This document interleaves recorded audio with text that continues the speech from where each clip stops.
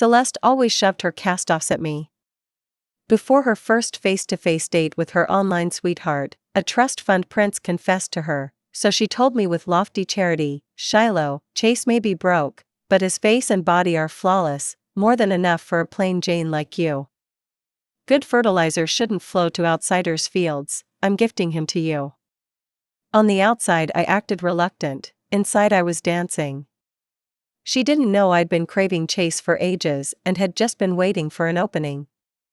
That night I shrugged into a silk slip dress I'd never dared try before and practically floated out the door. When I reached the meetup spot, Chase was standing by the fountain with a bouquet in hand. Tall, gorgeous, expression chilly, he radiated a stay-back vibe. Eye-catching and intimidating at once. I gathered my nerve and stepped closer. "Hi." Chase studied my face, then frowned, displeased. "I have a girlfriend. No new WhatsApp contacts.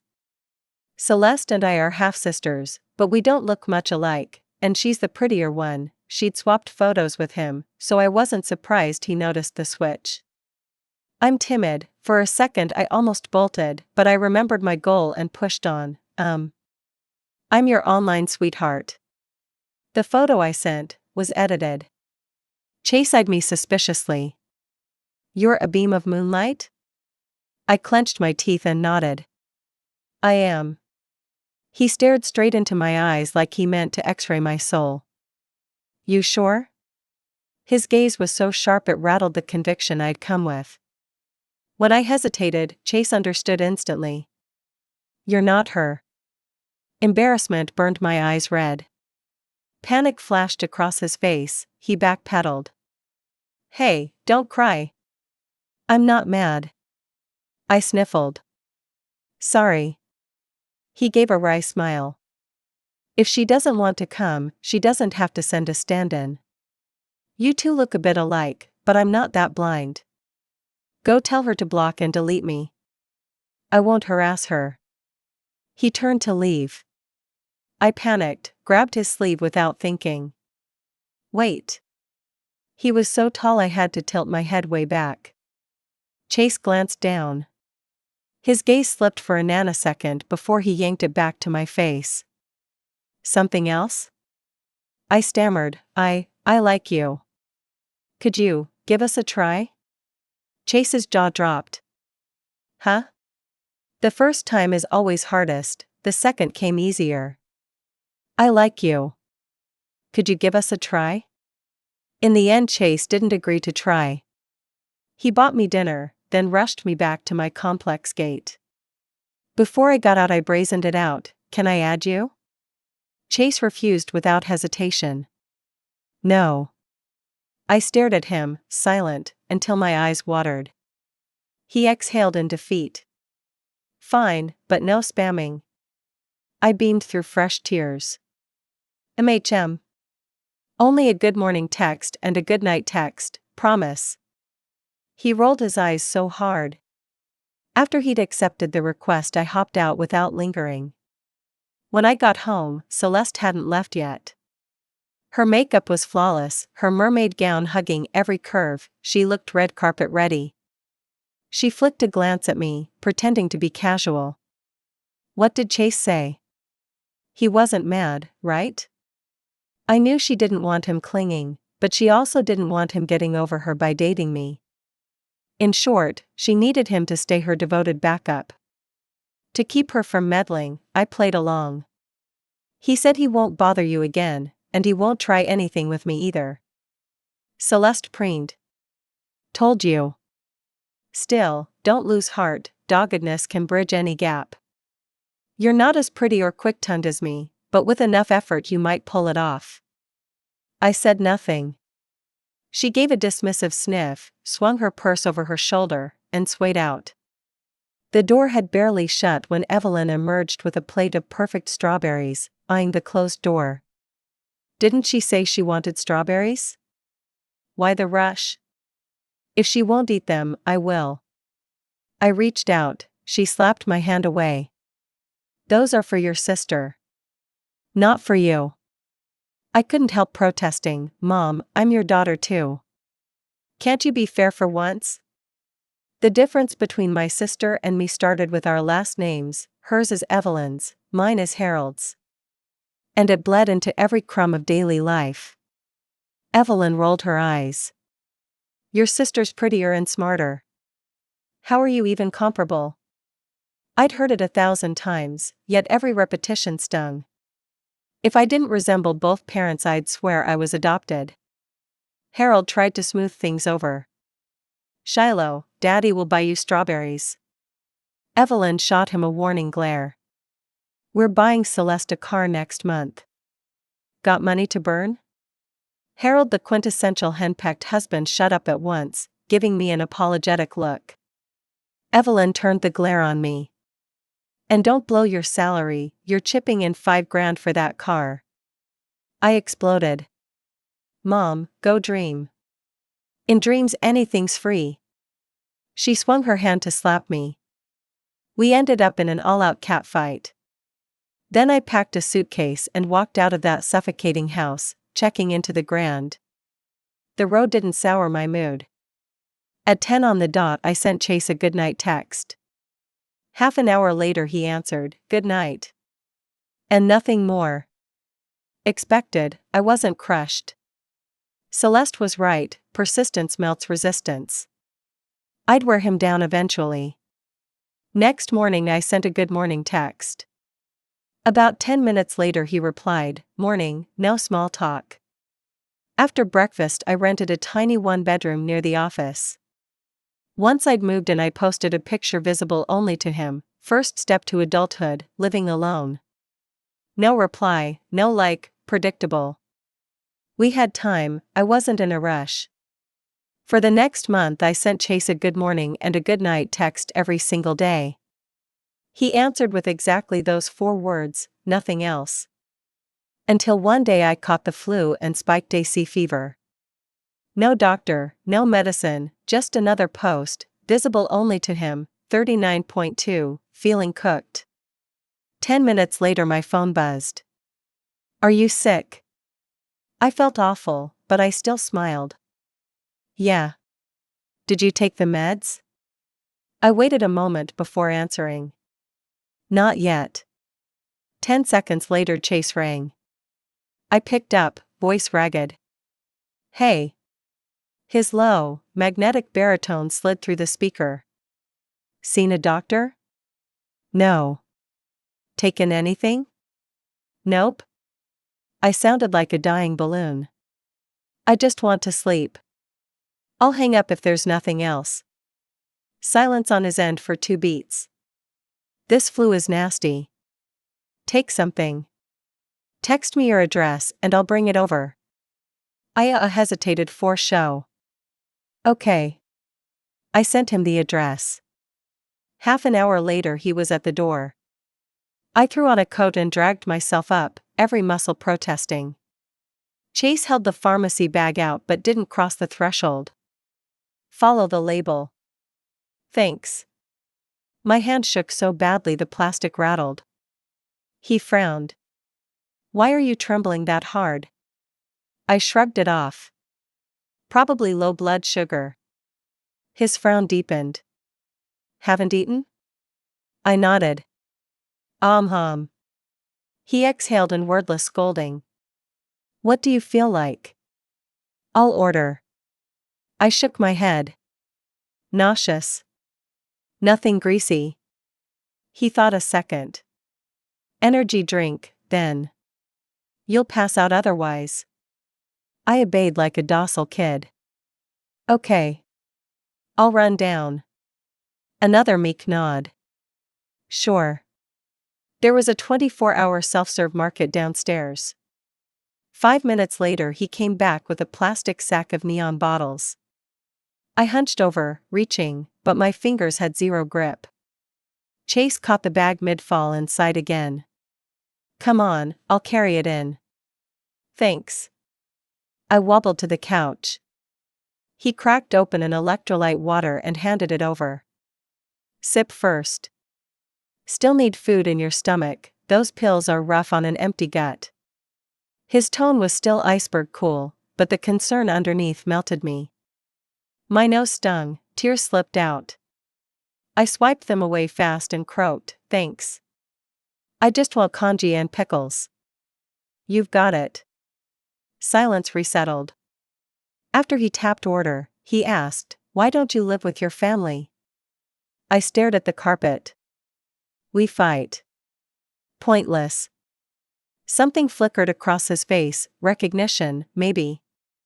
He said nothing. I could guess. Celeste had told him I was the rebellious one who kept provoking Mom and Dad. I mumbled, "You think it's my fault too, right? That they don't like me because I'm disobedient?" Chase shook his head slowly. "Some parents play favorites. Doesn't matter how good you are." I sniffled. "Celeste is prettier, sweeter, of course they love her most." He opened his mouth, closed it, then tried again. "Pretty or sweet shouldn't decide who gets love." A small pause. "And for the record, you're beautiful and your voice is gentle." I lifted my head, eyes blazing. "Really?" He met my gaze dead on. "Really?" I pushed my luck, tilting my head. "Then can you, like me?" Chase went quiet. The light in my eyes dimmed with every second he didn't answer. He waited until I'd eaten and swallowed the pills, then left. Before the door shut he said, "Message me if you need anything. I'm close by." I exhaled in secret relief, progress at last. Starting the next morning, I texted him tiny slices of my day. He mostly answered ah, or K, but I was satisfied. Any forward motion counted. 3 weeks flicked past, Mid-Autumn Festival Eve arrived. I wasn't going home. None of the 3 family members invited me anyway. After work I texted Chase. "Can we spend tomorrow together?" 5 or 6 minutes later, "I'm on shift tomorrow." I refused to give up. "After work?" "Dinner, my treat." This time he agreed quickly. "If I pay." "Deal." "Next round's on me." He didn't object, so I took that as a yes. Next evening I brushed on light makeup and chose a lake blue slip dress. When we met, his eyes flashed, surprise? Appreciation, but his manner stayed politely distant. After the meal I shamelessly suggested a movie. He didn't refuse, didn't exactly cheer either. We'd barely reached the theater when we bumped into Celeste and her short, rich, average new guy. Celeste's radiant smile froze the instant she saw me, us. Chase obviously recognized her. Their locked gaze carried a whole noiseless conversation, history, hurt, questions. They looked photoshopped together, the kind of couple that turns everyone else into blurry extras, including me. The awkward hush lasted until the boyfriend bounced up. "Babe, tickets are ready." Celeste snapped out of it, hooked her arm through his, and swayed toward their auditorium. Chase looked away, still wordless. I forced a light laugh. "Looks like today's lineup is pretty lame. Let's try another time." He gave a small nod. "Sure." I'd always known Celeste wanted him, otherwise she wouldn't have kept a broke online sweetheart on the hook for half a year. If the billionaire heir hadn't shown up, she probably would have met Chase in person for real. But no ifs. We walked the sidewalk in silence until a late-night skewer cart appeared. I tilted my head. "I want barbecue." Chase blinked like he'd just woken. After a beat, "Okay." We sat opposite each other. He ordered a can of craft brew, then another, and another. I wanted to stop him but had no right. So I grabbed a can myself. He lifted an eyebrow, "Don't." I looked away and popped the top out of spite. "I'm not feeling great either." "Who says I can't drink?" He reached to take it, hesitated, let his hand drop, and merely slowed his own pace. 2 beers and my world tilted. When I reached for a third he pressed my wrist. "You're done. Let's go, I'll call a car." I wanted to argue, but his no-nonsense glare shut me up. He paid, ushered me into the rideshare, and I melted against his shoulder like boneless tofu. He stiffened, then, seeing me sway, stayed still. At my building he walked me to the door. "Keys still with you?" I hiccuped from the beer as I handed him my crossbody. He fished the keys out of the bag and unlocked the door. Before he could toss them back, I wobbled straight inside. He had to yank out the key and chase after me. "Keys?" I turned slowly, stared blankly, then pitched headfirst into his chest. Reflexively he caught me and growled through his teeth, "Your tolerance is pathetic and you still drown your sorrows with alcohol. From now on no drinking, especially not with men, got it?" So loud. I tipped my head, rose on my toes, and shut his noisy mouth with mine. Chase froze. I took the chance to lock my arms around his neck and ignite every inch of him. In the end he surrendered. We kissed our way from the threshold to the bed. Never expected him to slam the brakes at the last inch. Sorry, I lost control. I gaped at him, stunned.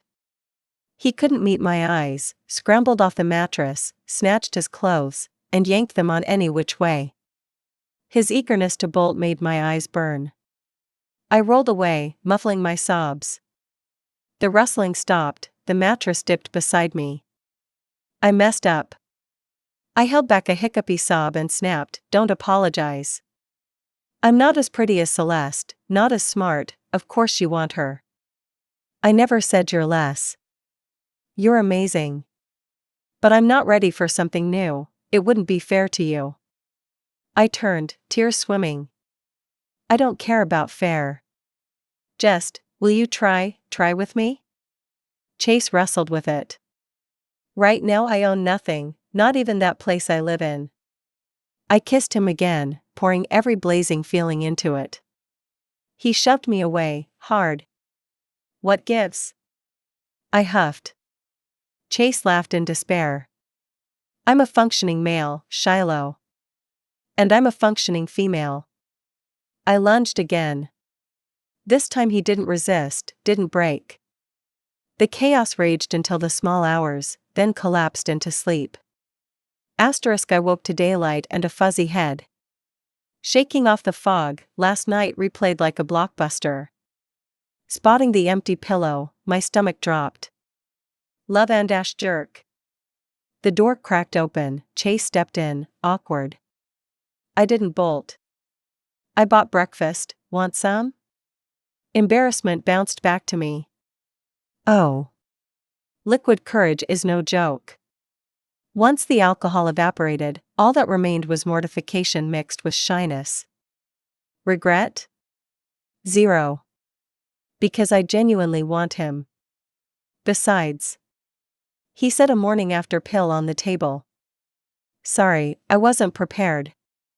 I glanced at it, then at my toes, whispering, "I started it."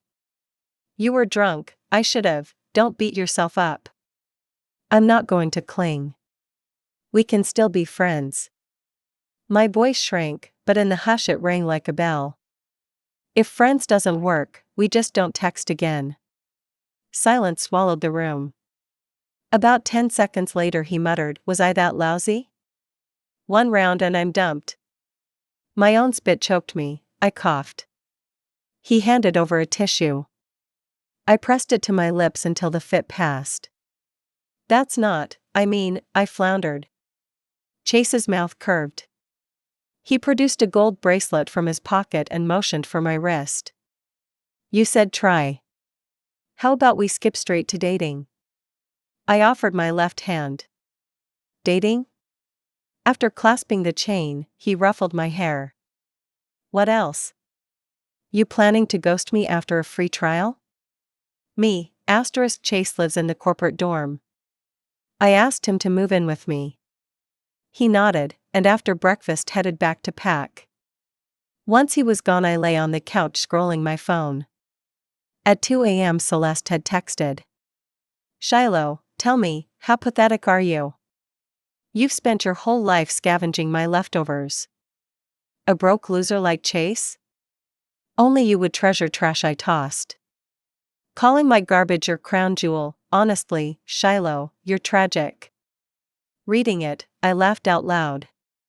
Knowing her, if she truly didn't care about Chase, she wouldn't bother with the sarcasm. Every line reeked of sour grapes. As for scavenging, partially true. Clothes, shoes, half-eaten snacks, those were garbage. But Chase? He's the missing heir to a 10 billion empire. The thought had me giggling until tears came.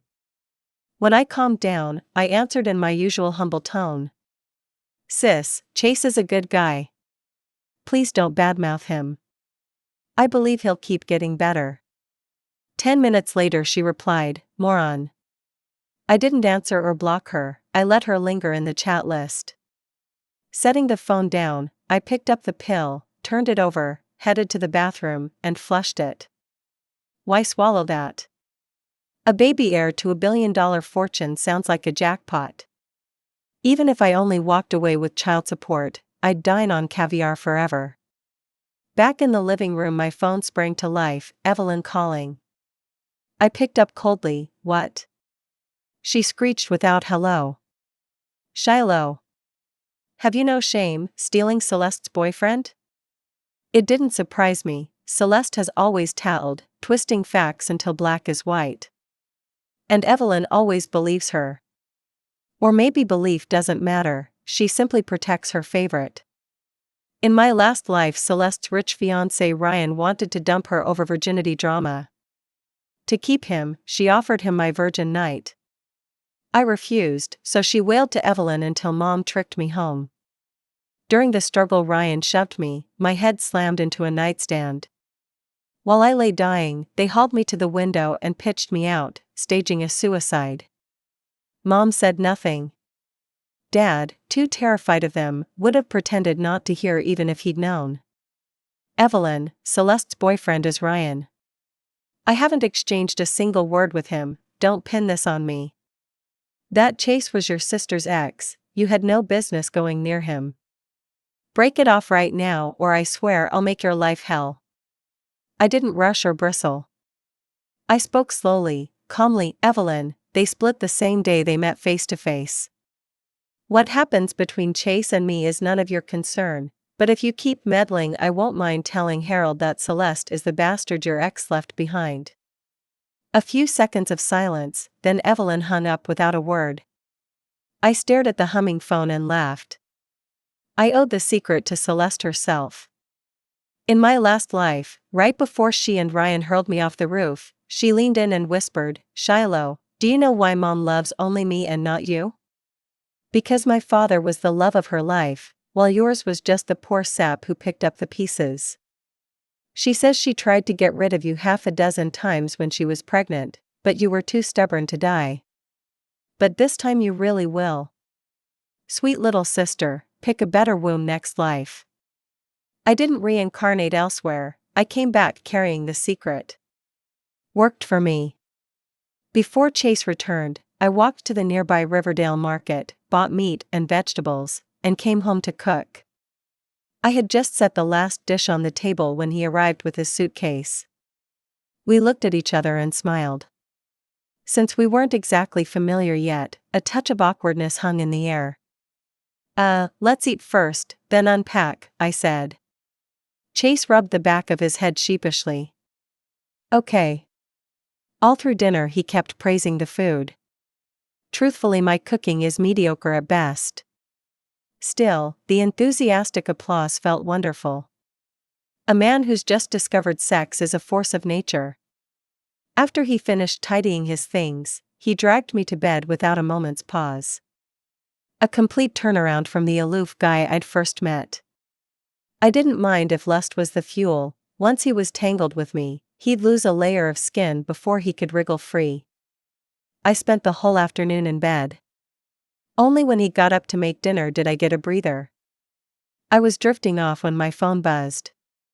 Celeste, Shiloh, have you no shame? You scoop up my leftovers, then threaten Mom with suicide? Are you that desperate for a man? Evelyn had spun quite the tale to calm Celeste. Screenshotted it, forwarded it to Evelyn, if you can't muzzle her, I don't mind letting Harold know right now. Evelyn didn't reply, and Celeste went quiet too. Looked like my warning sank in. Exhausted, I dozed off again. Soon Chase woke me gently. Lazybones, come eat, then you can sleep all you like. I studied him, then stretched out my arms like a child. Carry me. He laughed in resignation. All right. That's Chase for you. When he hasn't let you in, he's an unreachable iceberg. Once he has, he flips straight into dream boyfriend mode. In my last life I'd fallen for him the moment I met him while standing in for Celeste. But back then I backed off the instant he showed reluctance. Not this time, I shamelessly schemed and clawed my way into his arms. Proof that sometimes you really do have to ditch your pride. After that we settled into living together. Half a month was all it took to go from tepid to inseparable. Chase is gold, tender, tolerant, responsible, sharp, and willing to grind. Even if Victor and Lillian hadn't reclaimed him, he was destined to soar. Celeste wouldn't know quality if it bit her. Lucky for me. Otherwise I'd never have scored the bargain. I ran into Celeste again a month later. Chase and I were at Riverside when we spotted her fighting with Ryan. Ryan flung her hand away and stormed off. Celeste stood there crying. Her gaze accidentally met mine, then slid to Chase. She looked at him, tears shimmering, words trembling on her lips. Had to admit, Celeste is stunning. Weeping like that, fragile and flawless, she could break anyone's heart. While I debated whether to speak, Chase tightened his grip on my hand and turned us around. Outside the mall I tugged free and stopped. If you still want her, we can break up. Of course I didn't mean it, just a strategic retreat. Chase froze, then pulled me hard against his chest. Believe me or not, I want only you now. She and I are finished, forever.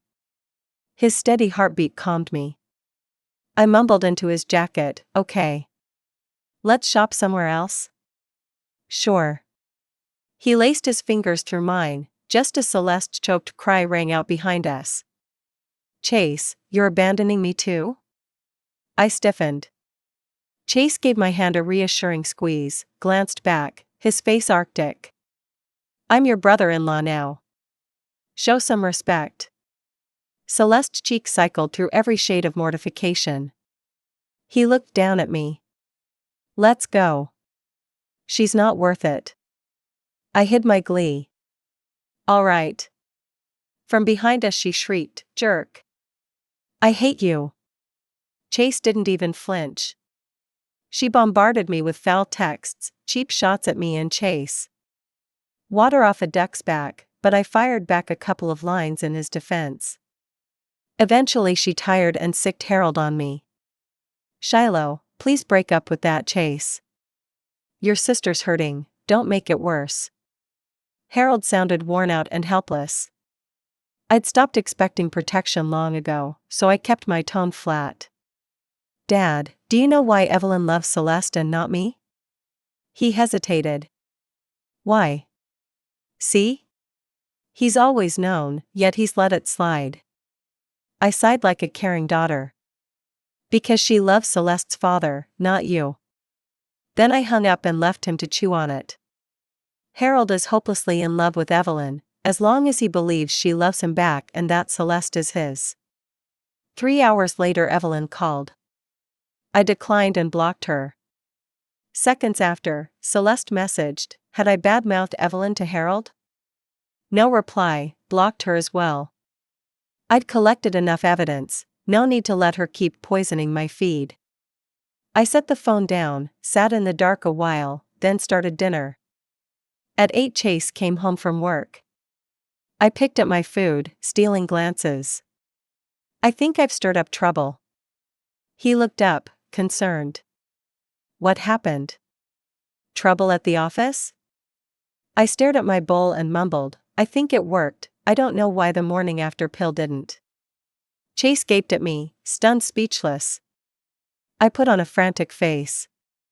If you don't want it, fine, I'll schedule the procedure.